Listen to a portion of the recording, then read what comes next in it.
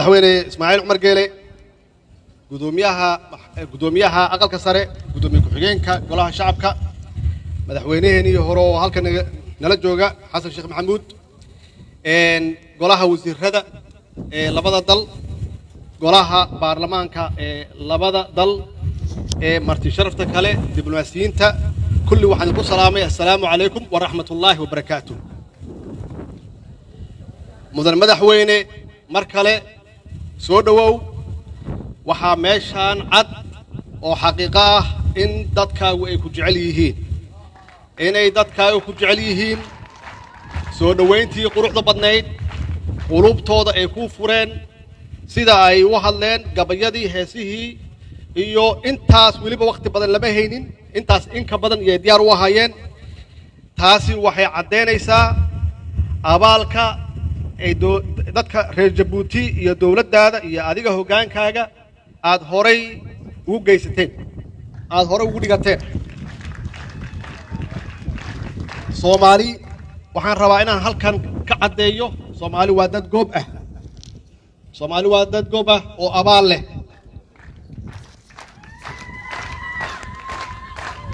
abaalkan hadda aan muujinayno oo aan ku tusayno runtii waxaa ka horeysay abaal kale oo ummadda Soomaaliyeed ee horay ugu geysatay dawladda iyo dadka reer Jabuuti waalaheena waxa weeye bacdama dhaqankeenu yahay abaalku inuu wax weyn yahay abaalkii waad gudeen annagana waa gudi doonaa insha Allah hadduu Ilaahay yiraahdo mudan madaxweyne waxaan rabaa wax yar inaan dib ugu noqdo taariikhdu waa macallin halkan 2 sano ka hor yaan dhagax dhignay haddana waa xarag jaraynaa oo waa furaynaa safaaraddii muddo 2 sano gudaheeda ah waxay tan isoo xasuusisay runtii dawladnimada Soomaaliya madaxweyne dawladdaada iyo dadweynaha shacabka ee reer Jabuuti yaa dhagax dhigay horta oo aan maanta ku naaloonayno waxaan rabaa markii halkan aan ka furnay waxaan tagay Jabuuti waxaan xarig aan ka soo jarnay dekadii weyneed iyo maxaan ku yiraahdaa meeshii marsadii komersiga oo socotay muddo 5 sano ah socotay yaan xarig ka soo jaray waxaan idin sheegayaa waxa dhagax dhigay ra'iisul wasaarayaashii ee dalku soo maray nin kamid ah soo dhagax dhigay anna xarigan ka soo jaray intaasi waxa u dhaxeeyay dawladda Soomaaliyeed 5 dawladood oo isbedelayay Ismaaciil Cumar Geele wili waa joogaa oo projectii uu bilaabay waa dhameystiray annaguna waa isgadgadinayni waa isrogrogayni macnaheedu waxa weeye inaan wax ka baranno taariikhda inaan wax ka baranno xasiloonida siyaasadeed iyo deganaanshaha inaan wax ka baranno waxa xaqiiqo ah oo ku daraya dawladdaani sidaas soo dhex dhigay kadibna waxay soo martay 5 madaxweyne iyo 12 prime minister hal dekad yuugu yimid isagu wuxuu dhisay 4 dekadood oo kale yuu dhisay waxaa ku baxday $1 billion annagu siyaasaddan baranayn intaas waa isrogrogayni madaxweyne waxbaan ka baranaynaa dadka reer Jabuuti waxbaan ka baranaynaa insha Allah Ilaahay waxaan ka rajaynaynaa inuu siiyo xasilooni siyaasadeed iyo deganaansho inuu Ilaahayna siiyo muddo intaasna annagu naftigeena dalkeena aan ku dhisano hadduu eebbi yiraahdo wassalaamu calaykum wa rahmatullaahi wa barakaatuh madaxweynuhu aad iyo aad buu mahadsan yahay iminkii haatan waa madaxweyne Ismaaciil Cumar Geele madaxweynaha jamhuuriyadda Jabuuti mudane madaxweyne sarwaxanka iyo soo dhaweynta intaas laagay tan iyo shalayba adiga ayay dadweynaha Soomaaliyeed kugu tala galeen ku soo dhawow mikrofoonka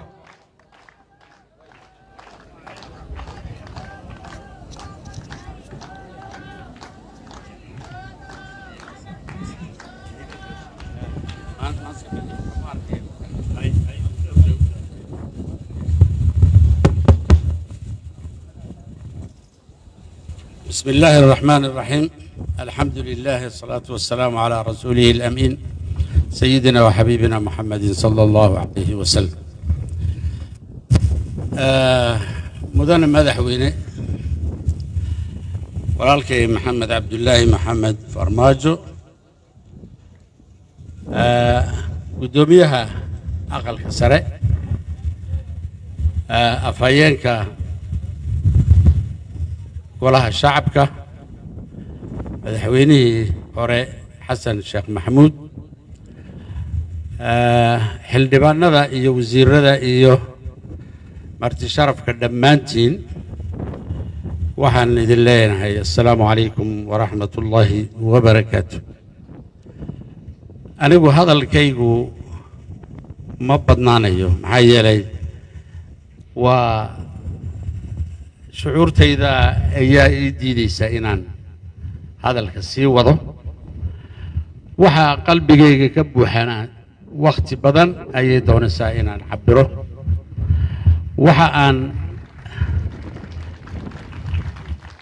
la tiicayaa hadallo ilaa xalay nooc walba lagu fasiray ka tarjumaya waxa aan qalbigeenna ku hayno, waxa kalgacal iyo jacayl iyo heel inaga buuxa labadeenna shacbiba.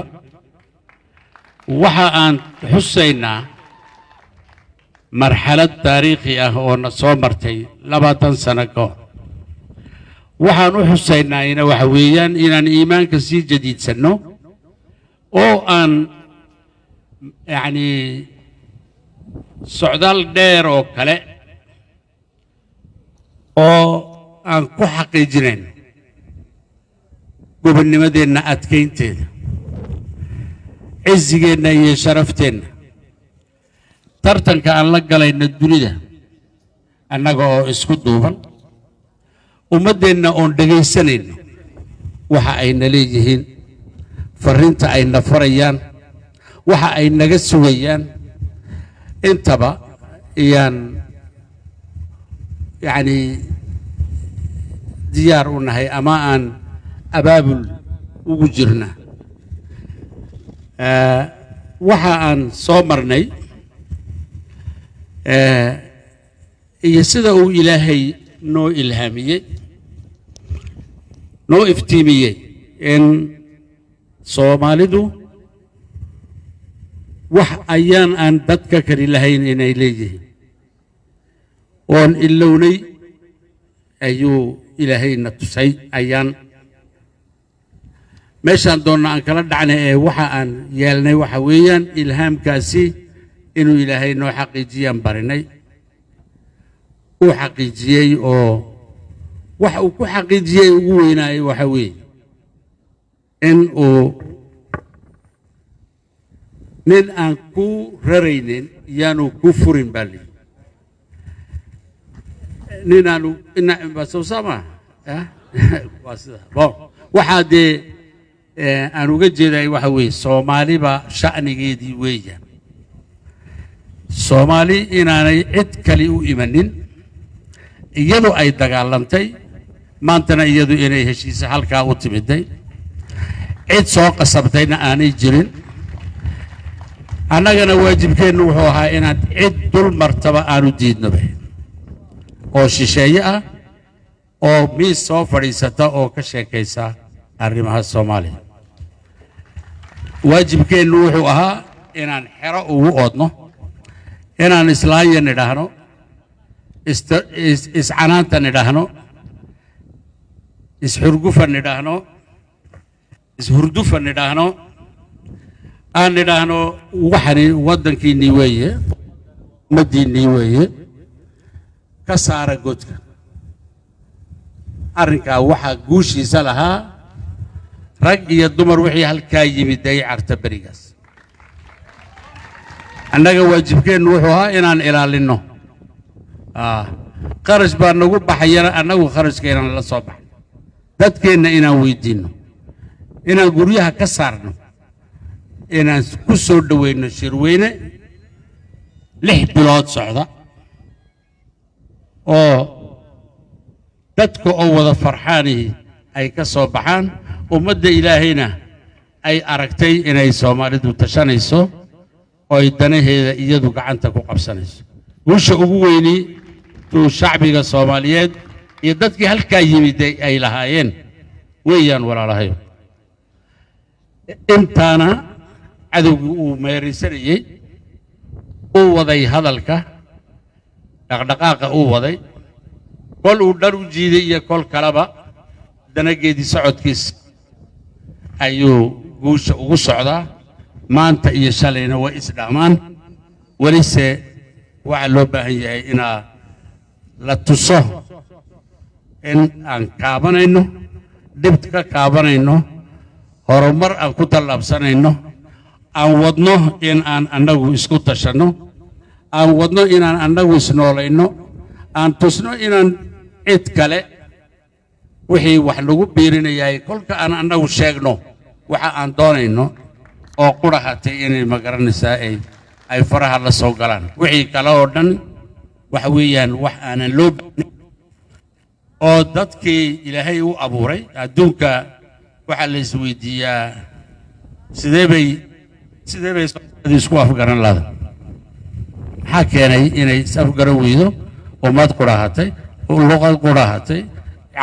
maxaan ku dhahday dhaqan qurahatay diin qurahatay madhab qurahatay siday isku afgaran lahayd su'aal dadka oo dhan u taalo weeyaan oo weli taariikhyahanka ayaa ka warrami doona anagu ilaa imika waa la garan lahayd haddana dee ummad kastiba waxa dahab iyada ka laalaada ma aragtay kan ba eegata maanta Soomaali waxa ay leedahay hadday garanayso halkan lama joogeen hore baa loo socon lahaa ala kullin ilaahay baa talada saaranayna wixii aan wadnaayna waa wax aan isla ognahay aan doonayna inaan silsiladaha hagaag iskaga wada furno dadkeenna wixii dad kale looga sheekeynayana aan ka ceshino